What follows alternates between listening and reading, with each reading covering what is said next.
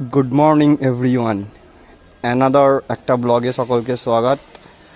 আজ সানডে, তো সানডেতেও আমাদের তো ডিউটি থাকে, তো এই কারণে মুডটা খারাপ। ঘুম থেকে উঠেই ডিউটি যেতে হয়। আজ কারেন্ট চলে গিয়েছিল তা সকাল থেকেই, ওই কারণে তাড়াতাড়ি উঠে একটু বাইরের দিকে বেরিয়েছিলাম। দেখছি বাড়ির লোকেরা সব কিছু কিনতে ব্যস্ত, আর অনেক দিন পরেই এই জেঠুটার সঙ্গে দেখা হলো। তো যেতে যেতে আমাদের লেবু গাছটার দিকে চোখ পড়লো। দেখছো কত লেবু। এটা আমরা পাতি লেবু গাছ হিসাবে বসিয়েছিলাম, কিন্তু দেখি ওটা মৌসামনি লেবু। তারপর দেখি বাজারে সুন্দর সুন্দর আম এসছে, রবিবারের বাজার যেহেতু, বাজার পুরো ভরা। তারপর এদিক ওদিক দেখতে দেখতে দূরে দেখতে একটা জায়গায় নজর গেল, যেটা হচ্ছে ওখানে দেখি কত রকম গাছ বিক্রি হচ্ছে, আর আমার গাছ বসাতে বেশ ভালোই লাগে। তো দেখছিলাম কি কি গাছ আছে।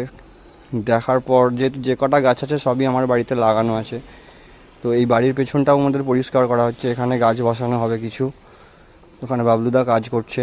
তো তারপর ডিউটি আসার সময়, ডিউটি আসতে আসতে আমার ঠিক এই জায়গাটা খুব সুন্দর লাগে, কারণ এখানটা পুরো তাই পিওর নিঃশ্বাস নেওয়া যায়, পুরো একদম সুন্দর, চারিদিকটা সবুজ সবুজ।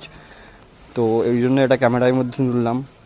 তারপর আজকে সবসময় বাইরের খাবার খেতে ভালো লাগে না, বাট আজকে একটুখানি বাইরের খাবার খেতে ইচ্ছা হচ্ছিল, তো এই কারণে এখান থেকে পরোটা নিলাম। আর এটা হচ্ছে আমাদের 10 নম্বরের স্টপিস।